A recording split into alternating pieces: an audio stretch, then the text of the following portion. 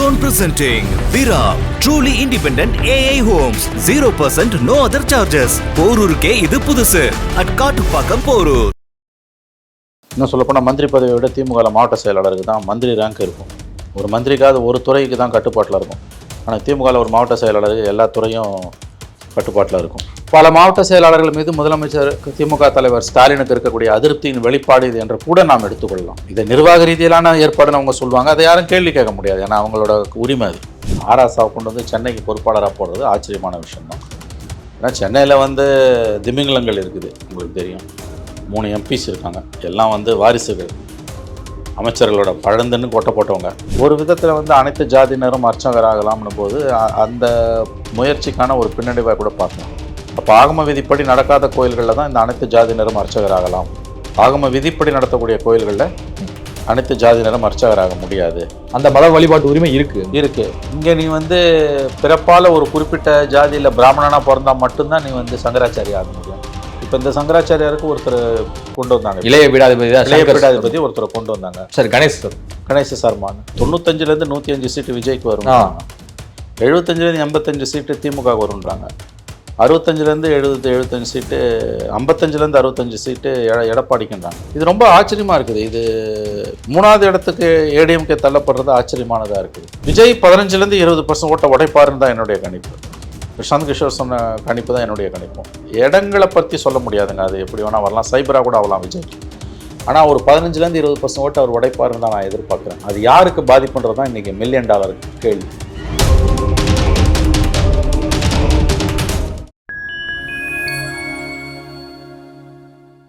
வணக்கம், நான் உங்கள் சங்கீத் குஹன். நம்ம சிறப்பு நிகழ்ச்சியில் நம்மோடு இணைந்திருக்கிறார் மதிப்பிற்குரிய மூத்த பத்திரிகையாளர் திரு மணி அவர்கள். வணக்கம் சார். சொல்லணும், 2026 சட்டமன்ற தேர்தலுக்கு முன்கூட்டியே தேர்தல் பணிகளை முடுக்கி விட்டிருக்கிறது திமுக தலைமை. அதிலும் குறிப்பாக இப்போ நமக்கு வரக்கூடிய தகவல்கள் என்ன அப்படின்னா, தமிழ்நாட்டை 7 மண்டலங்களாக பிரித்து 7 மண்டல பொறுப்பாளர்களை கட்சி தலைமை நியமிக்க முடிவெடுத்திருப்பதாக ஒரு தகவல். அதற்கான அறிவிப்பை ஸ்டாலின் அவர்கள் ஊட்டியிலிருந்தே கூட அந்த அறிவிப்பை வெளியிடலாம் அப்படிங்கிறதுல சொல்லப்படுது. முதல்ல 7 மண்டல பொறுப்பாளர் நியமிக்கப்படுவதன் பின்னணி என்ன நினைக்கிறீங்க? கட்சியை பலப்படுத்துவதற்கான ஒரு ஏற்பாடாக தான் இருக்கும். மாவட்ட செயலாளர்களை நம்பி பிரயோஜனம் இல்லை, அதற்கு மேலே ஒரு பொறுப்பு வளையம் வேண்டும்னு அவங்க பார்க்குறாங்க. திமுகவில் மாவட்ட செயலாளர் பதவின்றது ரொம்ப முக்கியமான ஒரு பதவி. இன்னும் சொல்லப்போனால் மந்திரி பதவியை விட திமுகவில் மாவட்ட செயலாளருக்கு தான் மந்திரி ரேங்க் இருக்கும். ஒரு மந்திரிக்காவது ஒரு துறைக்கு தான் கட்டுப்பாட்டில் இருக்கும். ஆனால் திமுகவில் ஒரு மாவட்ட செயலாளருக்கு எல்லா துறையும் கட்டுப்பாட்டில் இருக்கும். ஒரு மாவட்ட செயலாளர் முதலமைச்சர், துணை முதலமைச்சருக்கு அடுத்த ஸ்டேஜில் இருக்கவங்க கட்சியில் திமுக ஆளுங்கட்சியாக இருந்தால் மாவட்ட செயலாளர்கள் தான். திமுக அது ஒரு மிகப்பெரிய பொறுப்பு, அது ப்ரெஸ்டீஜியஸ் போஸ்ட். மந்திரியாக கூட திமுகவில் ஈஸியாக ஆகிடலாம், மாவட்ட செயலாளர் ஆக முடியாது. கட்சி அந்த அளவுக்கு வருஷ கணக்காகும். ஆமாம், கட்சி அந்த அளவுக்கு கட்டமைப்பு ரீதியாக, ஸ்தாபன ரீதியாக கருணாநிதி இருக்கும்போதுலேருந்து அவர் பலப்படுத்திட்டார். அது இப்போ அவங்களுக்கு மேலே ஒருத்தரை கொண்டு வராங்க. அதாவது தலைமைக்கும் மாவட்ட செயலாளருக்கும் இடையில் ஒருத்தர் வராங்க. அறிவாலயத்தில் தலைவர் இருக்கார், அவருக்கும் மாவட்ட செயலாளர், அவர் கட்சிக்குள்ளே அவங்க ஹையரார்க்கி அடுத்து மாவட்ட செயலாளர் தான். இப்போ அதுக்கு நடுப்புற ஒருத்தர் வராங்க. இது ஒரு விதத்தில் மாவட்ட செயலாளர்களை டம்மி ஆக்கிற வேலை. மண்டல பொறுப்பாளர்கள் மாவட்ட செயலாளர்களை டம்மி ஆக்கக்கூடிய வேலை. பல மாவட்ட செயலாளர்கள் மீது முதலமைச்சர் திமுக தலைவர் ஸ்டாலினுக்கு இருக்கக்கூடிய அதிருப்தியின் வெளிப்பாடு இது என்று கூட நாம் எடுத்துக்கொள்ளலாம். இதை நிர்வாக ரீதியிலான ஏற்பாடுன்னு அவங்க சொல்லுவாங்க. அதை யாரும் கேள்வி கேட்க முடியாது. ஏன்னா அவங்களோட உரிமை அது. மந்திரிகளை எடுக்கிறது சேர்க்கறத பற்றி கூட நம்ம கேட்கலாமே ஒழிய கட்சி பொறுப்புகளை பற்றி நம்ம ஒன்றும் பெருசாக கேட்க முடியாது. ஆனால் இது எதை உணர்த்துதுன்றதை பற்றி தாராளமாக பேசலாம். அப்படி பார்க்கும்போது இது மண்டல பொறுப்பாளர்கள் என்பவர்கள் கண்டிப்பாக மாவட்ட செயலாளர்களை டம்மி ஆக்கக்கூடிய ஒரு போஸ்ட்டு. மாவட்ட செயலாளர்கள் மீது கட்சி தலைவர் ஸ்டாலினுக்கு இருக்கக்கூடிய அதிருப்தியின் ஒரு வெளிப்பாடு நம்ம இதை எடுத்துக்கலாம். அப்படி தான் இதை எடுத்துக்கலாம். ஏற்கனவே கலைஞர் கருணாநிதி அவர்கள் இருந்தபோது தென்மண்டல அமைப்பு செயலாளராக அழகிரி நியமிக்கப்பட்டார். அவருடைய தலைமையின் கீழ் 10 மாவட்டங்கள் அவருக்குன்னு ஒதுக்கப்பட்டது தென் மாவட்டங்களில். ஸோ தென் மாவட்டத்தில் அவர் ஒரு மிகப்பெரிய ஒரு ஆதிக்கமாக செலுத்தி வந்த காலகட்டத்தையும் நம்ம பார்த்தோம். மத்திய அமைச்சராக இருந்தார். ஸோ அதன் பிறகு கட்சியிலிருந்துலாம் நீக்கப்பட்டார். அதன் பிறகு அந்த மண்டலங்களை பிரிக்கிறதே வேண்டாம், மாவட்ட செயலாளர், அதன் பிறகு கட்சி தலைமை, இந்த கோஆர்டினேஷன்லேயே இருப்போம் அப்படிங்கிறதுல தான் இருந்தாங்க. தற்போது பிரிப்பதற்கான காரணம் செந்தில் பாலாஜிக்கு இது பொறுப்பு பெருசாக கொடுக்க முடியல, அமைச்சர் பதவியிலிருந்து நீக்கியாச்சு, அதன் காரணமாக மேற்கு மண்டலத்தில் ஒரு வலுவானதாக இருக்கலாம்னு சொல்லிட்டு அவரு பேரும் சிபாரிசு இருக்கேன். இல்லை, இது வெறும் செந்தில் பாலாஜிக்காக மட்டும் கொடுக்கப்பட்ட பதவி இல்லை. அவர் மந்திரியாக இருக்க முடியல, அதனால் கட்சியில் ஒரு உயர் பொறுப்பு கொடுத்துடலாம், மாவட்ட செயலாளரை விட மேலே இருக்க பொறுப்பை கொடுத்துடலாம் துணை பொதுச் செயலாளர் பொறுப்பு கொடுத்தா அது பிரச்சனை வரும். அதனால் அவருக்காக ஒரு பதவியை உருவாக்க வேண்டும்னு கூட அது உருவாக்கியிருக்கலாம், நான் மறுக்கல. ஆனால் அது வெறும் அவருக்காக மட்டுமே செய்யப்பட்ட வேலை கிடையாது, அவருக்காக மட்டும் செய்யப்பட்ட வேலை கிடையாது. இது நிச்சயமாக வந்து மாவட்ட செயலாளர்கள் மீது முதலமைச்சர், திமுக தலைவருக்கு, ஸ்டாலினுக்கு இருக்கக்கூடிய அதிருப்தியின் வெளிப்பாடு தான் நம்ம இதை எடுத்துக்கணும். ராசாவுக்கு வந்து சென்னை மண்டல செயலாளர் பதவி கூட கொடுக்க வாய்ப்பு இருக்கு அப்படின்னு சொல்றாங்க. ஏற்கனவே அவரும் துணை பொதுச் செயலாளர், அப்புறமேல எம்பியா வந்து இருக்கிறாரு. நீலகிரியில அவர் தொடர்ந்து அரசியல் செஞ்சுட்டு வராரு. சொந்த மாவட்டமான பெரம்பலூர்லயும் அரசியல் செஞ்சுட்டு வராரு. தலைநகரை நோக்கி நகர்த்துறாங்க அப்படின்னா அப்ப பெரிய பொறுப்பு எதுவும் கொடுக்கப்படுதா? இல்லை, அது எனக்கு உண்மையிலேயே ஆச்சரியமாக தான் இருக்குது. ராசாவை கொண்டு வந்து சென்னைக்கு பொறுப்பாளராக போடுறது ஆச்சரியமான விஷயம்தான். ஏன்னா சென்னையில் வந்து திமிங்கலங்கள் இருக்குது, உங்களுக்கு தெரியும். 3 எம்பிஸ் இருக்காங்க, எல்லாம் வந்து வாரிசுகள், அமைச்சர்களோட பழந்துன்னு கொட்டை போட்டவங்க. அவங்க அப்பா, அவங்களுடைய அப்பாக்கள் வந்து திமுகவோட 3 பேருமே அமைச்சர்களின் வாரிசுகள். 3 பேருமே அமைச்சர்களின் வாரிசுகள், பழந்துன்னு கொட்டை போட்டவங்க. அவங்க எல்லாரும் 2வது டேர்ம் எம்பி ஆகுது. தயாநிதி மாறலாம் 4வது டேர்ம் எம்பியாக இருக்கார். 2004, 9, 19, 24 இடையில 14 மட்டும் தோத்தாமா. இவங்க தமிழிசை தங்கபாண்டியனும் கலாநிதியும், டாக்டர் கலாநிதியும் செகண்ட் டேர்ம் எம்பியாக இருக்காங்க. எல்லாருமே ராஜா வீட்டு கண்ணுக்குட்டிகள். இவங்கெல்லாம் ராஜா வீட்டு கண்ணுக்குட்டி தான் இல்லையா? தமிழச்சியாவுடைய அவங்க அப்பாவும் தங்கபாண்டியன் அமைச்சராக. ஸோ இவங்கெல்லாம் ராஜா வீட்டு கண்ணுக்குட்டிகள். இவங்கெல்லாம் சில்வர் ஸ்பூனில் வளர்ந்தவங்க தான் இவங்க எல்லாருமே. ஸோ இவங்களெல்லாம் மேய்க்கிறதுக்கு உங்களுக்கு வந்து ஒரு கடுமையான ஒரு ஆள் தேவைப்படுறாரு போல். அதனால தான் வந்து ராசாவை கொண்டு வந்து இங்கே போடுறாங்க. மேற்கு மண்டலத்தை விட்டு இங்கே கொண்டு வந்து ஊட்டியில் தானே அவர் இருக்கணும். ஊட்டியில் தானே அவர் எம்பி. இல்லை பெரம்பலூர் அவர் தொகுதி மத்திய மண்டலத்தில் இருக்கணும். எதுக்கு வந்து இங்கே கொண்டு வராங்க? இல்லை, இதெல்லாம் அவங்களுக்கு ஒரு கால்குலேஷன் இருக்கும், அதை நம்ம கொஸ்டின் பண்ண முடியாது. அது அவங்க கட்சியோட உள்விவகாரம். பட் இது எதை உணர்த்துதுன்றதை தான் நம்ம பார்க்கணும். மண்டல பொறுப்பாளர்கள் மாவட்ட செயலாளர்களுக்கு மேலே வருகிறார்கள்னா மாவட்ட செயலாளர்கள் மீது திமுக தலைவருக்கு இருக்கக்கூடிய அதிருப்தியின் வெளிப்பாடு மாவட்ட செயலாளர்களை ஓரளவு டம்மி ஆக்குவதற்கான வேலை. செப்டம்பரில் தமிழக வெற்றி கழகத்தின் சார்பில் வந்து ஒரு பிரம்மாண்ட மாநாடு நடத்த இருப்பதாக ஒரு தகவல் வெளியாகி இருக்கு. அதிலும் குறிப்பாக முதல் கட்டமாக ஒரு 100 தொகுதிகளுக்கான வேட்பாளர்களை வந்து அதே மேடையில் விஜய் அறிமுகப்படுத்துவார் அப்படின்னு சொல்லிட்டு ஒரு நாளிதழ் செய்தி வெளியிட்டிருக்காங்க. இந்த செய்தியை நீங்க எப்படி பாக்குறீங்க? அப்படிலாம் ஒரு ஏப்ரல் மேல நடக்கிற எலெக்ஷனுக்கு செப்டம்பர்ல கேண்டிடேட் அனௌன்ஸ் பண்ணா படுதோல்வியில் முடியும். எந்த கட்சியுமே 6 மாசத்து மாதிரிலாம் கேண்டிடேட்டை போட்டால் கொலாப்ஸ் ஆகிடும். அந்த தப்பெல்லாம் விஜய் செஞ்சார்னா அவருக்கு கொஞ்சம் கொஞ்சம் வரக்கூடிய வாக்குகளையும் அவர் இழப்பார். அதில் எந்த சந்தேகம் வேணாம். அதுக்கு வாய்ப்பு குறைவு. ஆனால் மாநாடு கேண்டிடேட் போகிறதுக்கு வாய்ப்பு குறைவு. பட் டெஃபினட்டாக அவர் மாநாடு நடத்துவார் தான் நானும் கேள்விப்பட்டேன். அதை விட முக்கியமாக பாத யாத்திரைக்கு பிளான் பண்ணுறாருன்றார். மிகப்பெரிய அளவில் ஒரு பாத யாத்திரைக்கு அவர் பிளான் பண்ணுவதாக தகவல்கள் வருகின்றன. லாங் டேர்மில் அவர் எப்படி இருப்பார்னு நமக்கு தெரியணும். 26 தேர்தல் அவருக்கான தேர்தல் கிடையாது, 29 தான் அவருக்கான தேர்தல். அதனால் அவர் மாநாடுகள் நடத்துவது சரியானது. கேண்டிடேட் எல்லாம் செப்டம்பர்லேயே 6 மாதம் முன்னாலே ரிலீஸ் பண்ணால் அதெல்லாம் நெகட்டிவாக தான் போய் முடியும். இப்போ சீமான் அறிவிச்சிருக்காருல்ல, 1 மாதம் முன்னாடி அறிவிச்சு. என்ன வெற்றி வாய்ப்பு? 25 தொகுதியில் வெற்றி வாய்ப்பு என்ன? அதை தான் நான் சொல்ல வரேன். அப்படிலாம் அறிவிப்பவர்கள் படுதோல்வியை தழுவார்கள். ஜெயிக்கணும்னு என்ன இருக்கும், அப்படி போட மாட்டான் சார். ஏங்க இதெல்லாம் என்னங்க, எலெக்ஷன்றது 11th ஹவரில் முடிவாகுங்க. யார் கூட்டணி என்னன்னே தெரியாது, எதிர் தரப்பு எப்படி காய் நகர்த்துவான்னு தெரியாது. இப்பயே கேண்டிடேட்டை போட்டுக்கிட்டீங்கன்னா என்ன அர்த்தம்? அதெல்லாம் கேலி கூத்துங்க. இது லாங் டேர்மில் பாலிடிக்ஸில் இதெல்லாம் நிற்காது, அதை ஞாபகம் வச்சுக்கோங்க. தொலைநோக்கு பார்வையில் இவங்களால் வந்து ஓட முடியாது அரசியலில். ஆகம கோயில்கள் மற்றும் ஆகமம் இல்லாத கோயில்களை வந்து 3 மாதத்துக்குள் அடையாளம் காண தமிழ்நாடு அரசுக்கு வந்து உச்சநீதிமன்றம் வந்து உத்தரவிட்டிருக்கிறது. இது இந்து சமய அறநிலையத்துறைக்கு ஒரு நெருக்கடியா, இல்லை ஒரு தனியார் ரெண்டுமே வந்து பிரிங்க அப்படிங்கிற மாதிரியான ஒரு? ஆமாம், இந்த அனைத்து ஜாதியினர் அர்ச்சகராக பிரச்சனை தொடர்ந்து வருது இல்லையா? இதோட அடுத்த கட்டமாக இது போய் நிற்குது. அப்போ ஆகம விதிப்படி நடத்துகிற கோயில், ஆகம விதிப்படி நடக்காத கோயில்னு பிரிக்க வேண்டியது அவசியமாக தான் மாறுது. இது ஒரு விதத்தில் வந்து அனைத்து ஜாதியினரும் அர்ச்சகராகலாம்னு போது அந்த முயற்சிக்கான ஒரு பின்னடைவாக கூட பார்க்கலாம். அப்போ ஆகம விதிப்படி நடக்காத கோயில்களில் தான் இந்த அனைத்து ஜாதியினரும் அர்ச்சகராகலாம், ஆகம விதிப்படி நடத்தக்கூடிய கோயில்களில் அனைத்து ஜாதியினரும் அர்ச்சகராக முடியாது என்ற வழியாக வரக்கூடிய அந்த ஒரு நடைமுறை வழமைன்னு அந்த நடைமுறை தான் சீர்தூக்கி பார்க்கப்படும். அதுதான் வந்து உச்சநீதிமன்றத்தால் உறுதிப்படுத்தப்படும்.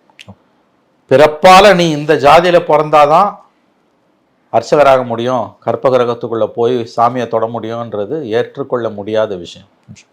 பிறப்பால் எந்த மதமும் இந்த இந்த இந்த கட்டுப்பாடை விதிக்கல. பிறப்பால் அனைவரும் மனிதர்கள். இப்போ நீ வந்து கன்வெர்ட் ஆகிட்டு கூட போப்பாகலாம். கத்தோலிக்க மதத்துக்கு நீ மாறி போப்பாகலாம். நீ சங்கராச்சாரியர் ஆக முடியுமா? ஆக முடியாது.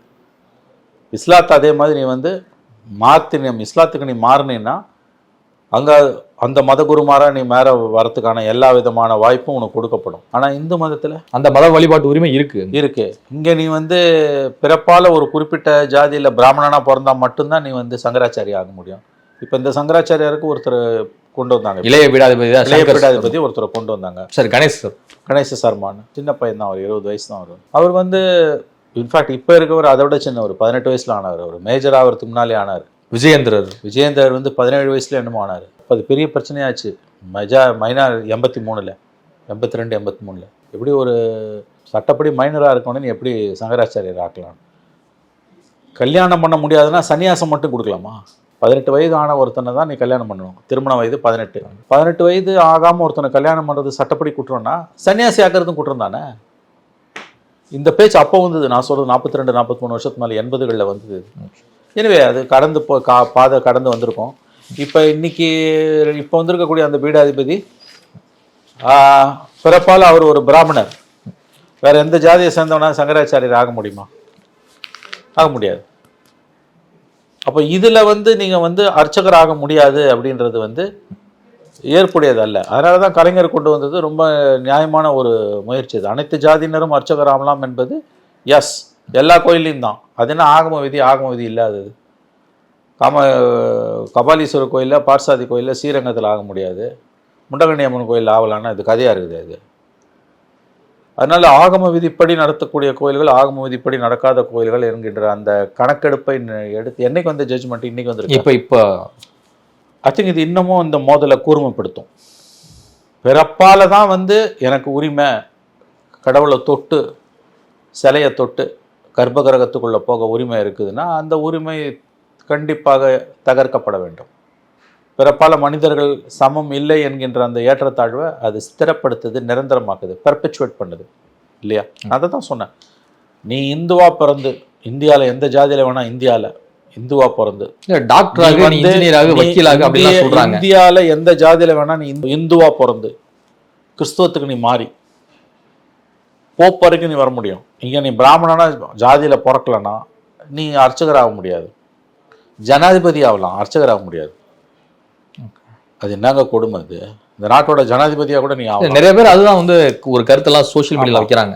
நீங்கள் டாக்டர் ஆகுங்க, ஒரு வக்கீல் ஆகுங்க, ஒரு பெரிய இன்ஜினியராக வாங்க, ஒரு பெரிய எம்எல்ஏ எம்பி இது மாதிரி போஸ்ட்டுக்கெலாம் போங்க, உங்களை யார் வேண்டான்னா ஏன் இதில் வந்து வரணும்னு நினைக்கிறீங்க? இது எவ்வளோ வகரமான கேள்வி. இது பிறப்பால் ஏற்றத்தாழ்வை நியாயப்படுத்துகிற கேள்வி இல்லை. இது குறைந்தபட்ச நியாய தர்மம் இருக்கவன் இதை ஏற்றுப்பானா? நான் வக்கீல் ஆகிறேன்னா, ஜட்ஜ் ஆகிறேன்னா, தெருப்புழுதி ஆகிறேன்னா அது ஏன் பிரச்சனை? நீ அதை பற்றி கவலைப்படாத. பிறப்பால் ஒரு மனிதனுக்கு கிடைக்கக்கூடிய ஒரு தனி சலுகை, அது எந்த சலுகையாக இருந்தாலும் அதை நீங்கள் ஏற்றுப்பீங்களா? ஒரு சலுகை, அது வந்து சங்கராச்சாரியார் ஆகிற சலுகை, டாக்டர் ஆகிற சலுகை, வக்கீல் ஆகிற சலுகை, எதுவாக வேணா இருக்கட்டும். அது இந்த பூமி கோலத்தில் பிறக்கிற எல்லாருக்கும் சமமாக இருக்கணுமா, அல்லது ஒருத்தருக்கு மட்டும் அதில் தனி உரிமை இருக்கணுமா? எதில் வேணா இருக்கலாம், எல்லாத்துக்கும் சமமாக தான் இருக்கணும். அப்புறம் ஸ்ரீரங்கம் கோயிலில் நான் அர்ச்சகர் ஆகிறதுக்கு அந்த குறிப்பிட்ட ஜாதியில் தான் பிறக்கணும், வேறு எவனுக்குமே அது இல்லை, அது எந்த விதத்தில்ங்க நியாயம்? பிறப்பால் ஏற்றத்தாழ்வை உருவாக்கக்கூடிய எதையும் நம்ம அனுமதிக்கலாமா? அதை தவிர்த்து எறியணும், அதில் எந்த சந்தேகமும் கிடையாது. அதனால் இந்த மாதிரி நீ டாக்டர் ஆகும், இன்ஜினியர் ஆகும், எம்பி ஆகும், இது மட்டும் எவ்வளோ அயோக்கியத்தனமான கேள்வி இது. சாதி வெறி பிடிச்ச வக்ர புத்தி, சாதி வெறி பிடிச்ச வக்ர புத்தி பிடிச்சவன் தான் இப்படிலாம் பேசுவான். இந்த தீர்ப்பு பல பிரச்சனைகளை உண்டாக்கும் தான் நான் பார்க்குறேன்.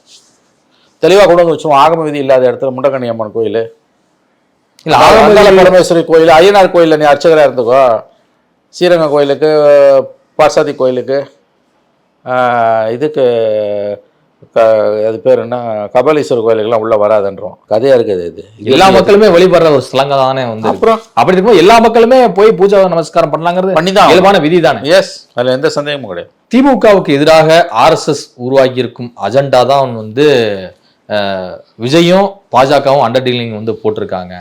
நிர்மலா சீதாராமனை வந்து முக்காடு போட்டு சந்திக்கிறதுல வந்து முந்தி கொண்டு இருக்கிறவங்க தான் விஜயும் சீமானும் அப்படின்னு சொல்லிட்டு காட்டமா ஒரு வார இதழுக்கு பேட்டி அளித்திருக்கிறார் திமுக எம்எல்ஏவான பரந்தாமன் அவர்கள். அவருடைய கருத்தை எப்படி பாக்குறீங்க? ஏன் இவ்வளவு தூரம் விஜயை வந்து கடுமையாக அட்டாக் பண்ணிட்டு போறாங்க? பரந்தாமன் எனக்கு நல்ல நண்பர், பல வருஷமா நண்பர்.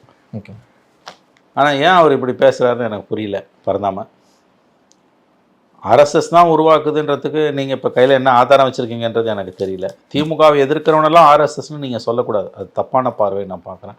அவங்க அரசியலை பாருங்கள், வரும் தேர்தலில் அவங்க என்ன பண்ணுறாங்கன்னு பாருங்கள், அதை பார்த்து தான் நம்ம முடிவு செய்ய முடியும். இப்பயே நீங்கள் வந்து அவங்க முக்காடு போட்டுட்டு போய் நிதி அமைச்சரை பார்க்குறாங்கன்றதெல்லாம் ஏற்புடைய பேச்சு அல்ல.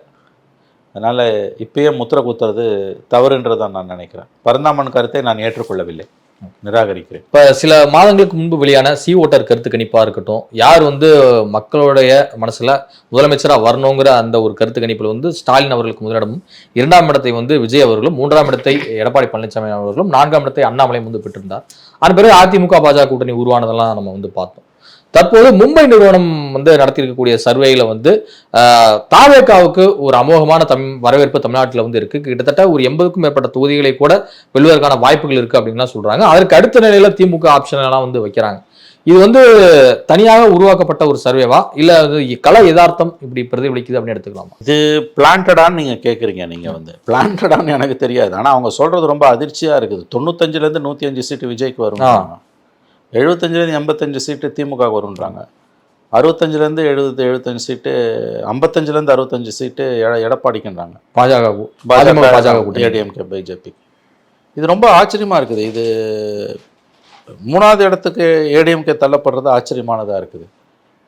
அதோட ஆச்சரியமானது விஜய்க்கு நம்பர் 1, டிஎம்கேக்கு நம்பர் 2ன்னு. நான் வந்து இதை எப்படி பார்க்குறேன்னா, சீட்ஸ் வந்து அதிகப்படின்னு நான் பார்க்குறேன். பட் விஜய் 15லேருந்து 20% ஓட்டை உடைப்பாருன்னு தான் என்னுடைய கணிப்பு. பிரசாந்த் கிஷோர் சொன்ன கணிப்பு தான் என்னுடைய கணிப்பும். இடங்களை பற்றி சொல்ல முடியாதுங்க, அது எப்படி வேணால் வரலாம், சைபராக கூட ஆகலாம் விஜய்க்கு.